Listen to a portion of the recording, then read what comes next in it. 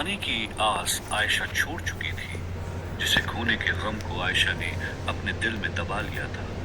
अपने हालातों से समझौता करने के बाद, लाख सोचने के बाद, जब आयशा ने हिम्मत करके राहुल की मां को सच बताने की कोशिश की, तभी राहुल उसके सामने चला आ रहा था।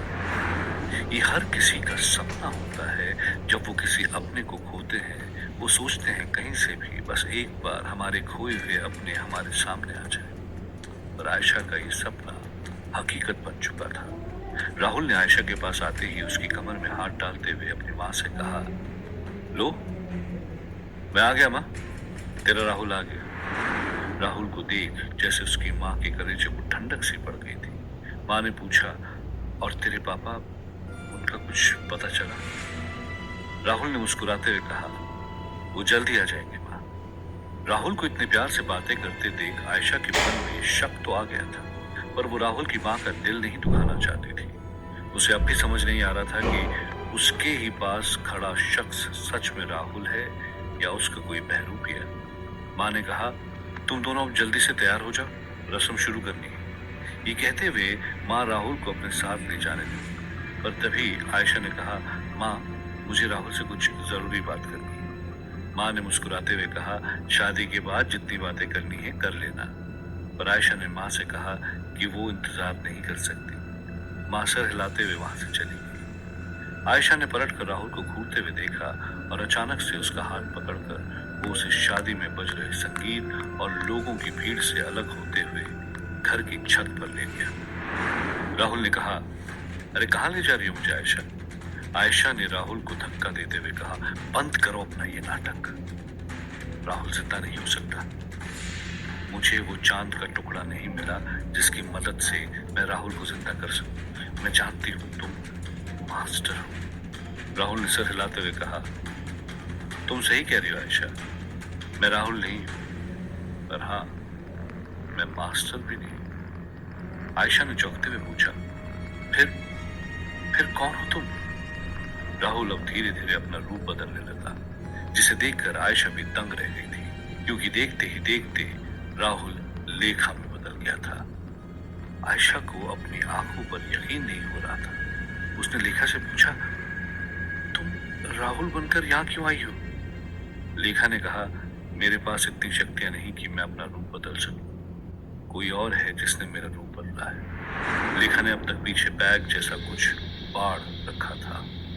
उसके ऊपर से वो कपड़ा हटाती है तो हम देखते हैं कि उसने अपनी पीठ पर एक पोटले जैसा कुछ बांधा हुआ है। जैसे ही वो उस पोटले को निकालती है तो हम देखते हैं कि उसके अंदर एक छोटे बच्चे जैसा कोई छुपा हुआ है, जिसके बाल सफेद थे, चेहरे पर झुर्रियां थी। वो बच्चा दिख तो रहा था एक नवजात शिशु की तरह, पर उसके बदन पे बाकी सारी चीजें एक बुढ़े इंसान की थी। आयशा ने चौंकते हुए कहा, क्या क्या चीज है ये? लेखा के जवाब देने से पहले ही उस बच्चे ने कहा, नरकदूत।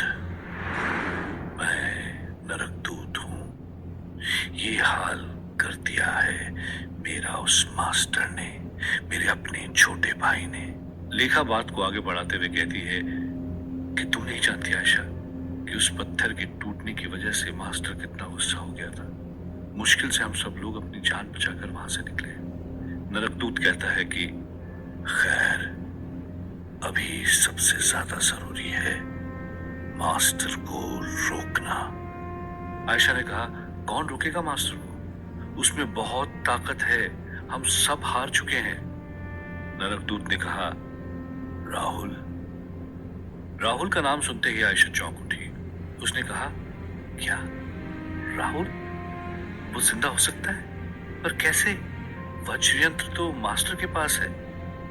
नरकदूत ने कहा, झूठ बोल रहा था वो मास्टर। इंसान का जिस्म कोई पानी का गिलास नहीं जिसे जब चाहे आत्मा से भर दिया जाए। ऐसे वो जिंदा नहीं हो सकता। उसके जिंदा होने का बस एक ही रास्ता है, जिस रास्ते मैंने पहले भी राहुल को जिंदा किया है। यमराज से एक अनुबंधन करके, बुरी आत्माओं को नरक पहुंचाने का वादा करके।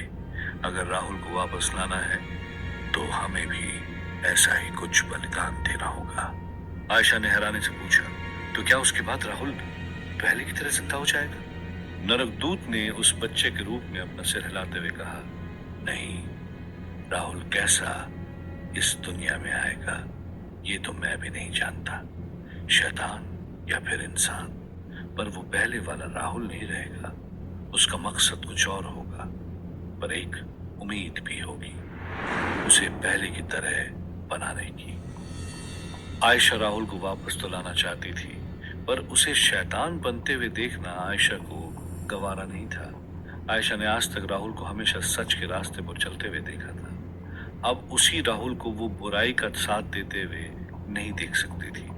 आयशा ने लेखा और नरकदूत से कहा, नहीं, मैं राहुल को इस हालत में वापस कभी नहीं लाना चाहती। नम आंखों के साथ आयशा वहां से चली गई। आयशा के जाते ही नरकदूत ने लेखा से कहा, आयशा को मनाना ही होगा, उसके बिना हम राहुल को वापस कभी नहीं ला पाएंगे, क्योंकि आयशा ही जानती है राहुल का मुर्दा जिस्म कहाँ है। यही हमारा आखिरी मौका है मास्टर को हराने का। मास्टर की गुफा उड़ते हुए चमगादड़ों से भरी हुई थी, जिनकी आवाज उस गुफा में गूंज रही थी। वो चमगादड़ जो झुंड बनाए किसी चीज के आसपास घूम रहे थे। मास्टर की एक दहाड़ती हुई आवाज से वो सभी चमगादड़ तितर बितर हो गए थे। मास्टर के हाथों पर जख्म था और चेहरे पर हंसी। मास्टर ने दर्द से कराहते हुए कहा, बस थोड़ी देर और, बड़ा भाई नहीं आता तो मेरा सपना पूरा हो ही चुका था। खैर कोई बात नहीं, जहां इतना इंतजार किया है वहां थोड़ा और सही। मास्टर अपनी गुफा में पड़ी राहुल की मुर्दा लाश को देख रहा था, जिसे देखते हुए मास्टर ने कहा, किस्मत का भी अजीब खेल है, ना चाहते हुए भी तुझे इस कहानी से दूर नहीं रख पाता। अब बाकियों की तरह तू मेरी भी उम्मीद है राहुल।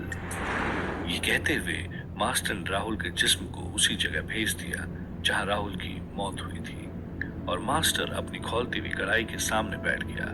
वो बस इंतजार कर रहा था कि कब राहुल के रखवाले उसे बचाने आएंगे। आयशा की एक हाँ पर राहुल वापस आ सकता था, पर आयशा अपना मन नहीं बना पा रही थी। तभी लेखा एक गांव की लड़की की तरह वस्त्र पहने उसके पास आती है। उसकी कमर पे एक पोटली बंधी होती है, जिस पोटली में था नरकदूत। लेखा आयशा से कहती है, मुझे तो लगा था कि तुम राहुल से प्यार करती हो, उसे जिंदा देखने के लिए कुछ भी कर सकती हो। कहाँ गई वो आयशा जो राहुल को बचाने के लिए बीएसएफ हेडक्वार्टर्स तक आ गई थी? या फिर अब तुम्हारे दिल में उसके लिए प्यार है ही नहीं? आयशा ने गुस्से से लाल होते हुए लेखा की तरफ अपनी उंगली उठाई। आयशा की आंखों में आंसू साफ छलक रहे थे। आयशा ने कहा, तुम जानती भी नहीं कि मैं राहुल से कितना प्यार करती हूँ। उसकी सलामती की खातिर मैंने किसी और से प्यार करने तक का बहाना बना लिया था। उसकी खातिर मैंने अपनी जान तक दे दी थी। मुझसे ज्यादा और कोई नहीं चाहता राहुल को वापस जिंदा देखना, पर मैं राहुल को एक शैतान के रूप में वापस नहीं ला सकती। उसके साथ इतना बड़ा धोखा नहीं कर सकती। लेखा ने आयशा के हाथ को कसकर पकड़ा और कहा, शैतान भी प्यार से इंसान बन सकते हैं। क्या पता राहुल भी अपनी अच्छाई को पहचान ले, पर उसके लिए जरूरी है हमें उसे वापस लाना। यही मौका है आयशा, हमारी मदद करो, हमें बताओ राहुल का वो मुर्दा जिस्म कहाँ है। आयशा ने कहा, नहीं, मैं कभी तुम लोगों को नहीं बताऊंगी, और मैं जानती हूँ तुम राहुल को सिर्फ अपने मकसद के लिए जिंदा करना चाहती हो। तुम्हें राहुल से कोई फर्क नहीं पड़ता, आखिर तुम दोनों की शादी तो एक समझौता था ना। आयशा की ये बात लेखा के दिल को चुभ रही थी। हाँ, उसकी शादी एक समझौता था। हाँ, उसे पहले राहुल से प्यार नहीं था, पर उस सफर में राहुल की बहादुरी को देखकर लेखा भी उसकी कायल हो गई थी। राहुल उसके लिए सिर्फ चंद्रवंशियों का राजा नहीं था, बल्कि उसका पति भी था। जब तक आयशा उनकी जिंदगी में वापस नहीं आई थी, लेखा को एक उम्मीद थी कि राहुल को भी कभी न कभी उससे प्यार हो जाएगा, पर वो उम्मीद राहुल की मौत के साथ खत्म हो चुकी थी। आयशा सच कह रही थी।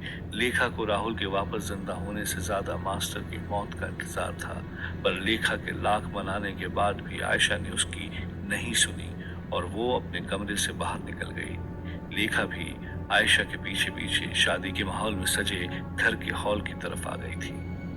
आयशा गुस्से में घर से निकल ही रही थी तभी राहुल की माँ ने आकर आयशा से राहुल के बारे में पूछा। राहुल की माँ परेशान थी कि बार बार ये राहुल गायब कहाँ हो जाता है। राहुल के बिना उसका जी घबराता है। एक वही तो है उसका परिवार। राहुल की माँ की हर बात आयशा को चुभ रही थी। उसका दिमाग कह रहा था कि वो अब सब कुछ सच बता दे, खत्म कर दे झूठ का ये खेल। पर वही आयशा का दिल कह रहा था कि एक माँ की उम्मीद उसकी ताकत होता है, उसका बेटा। अगर राहुल वापस आ गया तो इस माँ के सपने नहीं टूटेंगे। आयशा अपने ख्यालों में खोई हुई थी। तभी राहुल की माँ ने कहा, अब तू कहाँ खो गई और ये राहुल वापस कहाँ चला गया? आयशा ने राहुल की माँ से कहा, वो आएगा, जल्द ही आएगा माँ, मैं उसे लेकर आती हूँ। राहुल की माँ कुछ और बोले उसके पहले उनकी नजर आयशा के पीछे गड़ी गांव की लड़की पर पड़ी। राहुल की माँ ने पूछा, ये कौन है? आयशा ने पलट कर लेखा को देखा, जो वहां खड़ी ये सारी बातें सुन रही थी। आयशा को ना चाहते हुए भी कहना पड़ा, ये मेरी सहेली है। राहुल की माँ ने खुशी खुशी लेखा से कहा कि वो भी कपड़े बदल कर तैयार हो जाए, क्योंकि आज उसकी बेटी की शादी है ना। ये कहकर वो वहां से चली गई। लेखा ने आयशा से कहा, तो फिर चले, राहुल को जिंदा करो। इतना कहकर लेखा आयशा को खींचते हुए छत पर वापस ले आई। अपनी पोटली से नरक दूध को निकालकर उसने जमीन पर रख दिया। आयशा हैरान थी। उसे समझ नहीं आ रहा था कि वो कैसे राहुल का मुर्दा जिस्म को दोबारा यहाँ लाएगी, वो जिस्म जो आयशा ने खुद मास्टर की गुफा में छुपा रखा था। लेखा और नरकदूत आयशा को राहुल के जिस्म के बारे में पूछते हैं तो आयशा हिचकिचाते हुए कहती है कि उसने राहुल के जिस्म को मास्टर की गुफा में छुपा दिया था, क्योंकि मास्टर ने उससे वादा किया था कि वो राहुल को जिंदा कर देगा। ये सुनकर लेखा चौंकते हुए बोलती है कि तुम उस मास्टर पर कैसे भरोसा कर सकती हो। लेकिन तभी उसकी बात को काटते हुए नरकदूत कहता है कि नहीं, राहुल का जिस्म अभी मास्टर की गुफा में नहीं है। ये सुनकर आयशा चौंकती है और पूछती है कि ये कैसे हो सकता है। तो नरकदूत उसे कहता है कि एक टाइम पर जो सारी रूहें उसकी गुलाम थी, वो सब अब मास्टर की गुफा में कैद है। इस सारी रूहों के साथ मेरा अभी भी कनेक्शन जुड़ा हुआ है। उनमें से किसी एक ने मुझे बताया कि अभी कुछ देर पहले मास्टर ने राहुल के जिस्म को गुफा के बाहर कहीं फेंक दिया है। लेखा कहती है कि अब इतनी बड़ी दुनिया में हम राहुल के जिस्म को कहाँ ढूंढेंगे। तो नरकदूत कुछ सोच कर कहता है कि एक काम करते, वहीं से ढूंढने की शुरुआत करो जहां से उसकी मौत हुई थी, पाकिस्तान। क्योंकि हो ना हो मास्टर ने यही सोचा होगा कि उसको ढूंढते हुए कोई पाकिस्तान नहीं आएगा। लेखा और आयशा को ये बात सही लगती है। आयशा ने लेखा से पूछा, पर हम पाकिस्तान पहुंचेंगे कैसे? लेखा ने कहा, इस बार हमें वो सब कुछ नहीं करना पड़ेगा, ना ही सरहद पार करनी होगी, ना ही आतंकवादियों से भिड़ना होगा, क्योंकि इस बार हमारे साथ नरकदूत है। नरकदूत एक नवजात शिशु की तरह ही था। उसकी ताकत कम थी, पर उस कम ताकत में भी वो लेखा और आयशा को पाकिस्तान की उन झाड़ियों में भेज सकता था। नरकदूत ने लेखा और आयशा से कहा, मैं अपनी शक्तियों से उस जंगल और इस घर के बीच एक रास्ता खोल सकता हूँ, पर सिर्फ 10 मिनट तक। उस 10 मिनट में अगर तुम लोग राहुल का मुर्दा जिस्म को लेकर वापस यहाँ नहीं ला पाए तो फिर तुम लोग दोबारा पाकिस्तान के उसी जंगल में फंसे रह जाओगे। तैयार हो तुम दोनों? आयशा ने लेखा की तरफ देखा और दोनों ने एक साथ कहा, हम तैयार हैं। लेखा और आयशा ने जैसे ही उस दरवाजे से छलांग लगाई तो वो सीधे जंगल में आ पहुंचे। आयशा चारों तरफ देखकर ये तय नहीं कर पा रही थी कि मास्टर ने उसके जिस्म को कौन सी तरफ फेंका होगा। लेखा बदहवास सी कहती है कि जल्दी करना होगा हमें, हमारे पास ज्यादा वक्त नहीं है। तभी आयशा को सोचकर भागते हुए ठीक उसी जगह आती है जहां राहुल की मौत हुई थी। लेखा भी भागते हुए उसके पीछे आई, लेकिन उसे भी राहुल कहीं नहीं दिखा। घड़ी में बस 2 मिनट बचे थे कि तभी आयशा का ध्यान एक अजीब से बने गड्ढे की तरफ गया। कुछ सोचकर उसने वो गड्ढा और गहरा खोदना शुरू किया। लेखा चिंता में इधर उधर घूमती हुई आयशा को देखकर बोले जा रही थी कि ये क्या कर रही हो तुम। जैसे ही थोड़ा और खोदा तो तुरंत उसे अंदर गड़ा राहुल का जिस्म दिखाई देने लगा, जो अभी भी ठीक उसी हालत में वहां था। ये देखकर लेखा भी वहां आ गई। आखिरकार दोनों ने राहुल के जिस्म को ढूंढ लिया। राहुल को देखकर आयशा दोबारा भावुक हो उठी थी, पर तभी लेखा ने चिल्लाते हुए कहा, आयशा, वक्त नहीं है हमारे पास, जल्दी, सिर्फ 1 मिनट बचा है।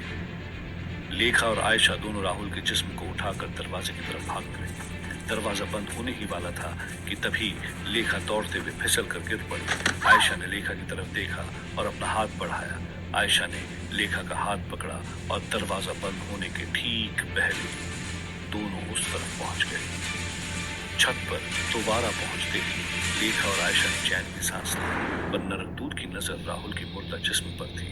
नरकदूत ने वहीं छत पर मंत्र बोलना शुरू किया। अचानक से तेज हवाएं चलने लगी। मुंबई शहर के ऊपर घने काले बादल छा गए। आयशा उम्मीद के साथ राहुल को देख रही थी। नरकदूत ने अपनी आंखें पूरी तरह बंद कर ली और तभी उन घने बादलों से तेज बिजली जमीन पर पड़ने लगी। शहर में चारों तरफ अफरा तफरी थी और तभी एक बड़ी कड़कती हुई बिजली सीधे राहुल के जिस्म पर गिरी और अचानक से हवा और तूफान सब शांत हो गया था। काले घने बादल छटने लगे थे, पर राहुल का जिस्म अभी भी वैसा ही था। आयशा राहुल के पास आकर बैठ गई और उसने नरकदूत को देखते हुए कहा, नहीं, कुछ नहीं हुआ, मेरा राहुल वापस नहीं आया। और तभी किसी ने आयशा का हाथ पकड़ा और कहा, आयशा। आयशा के रोंगटे खड़े हो गए थे। उसने पलट कर देखा तो राहुल की आंखें खुली थी और वो उसी की तरफ घूरे जा रहा था। हाँ, राहुल जिंदा हो गया था।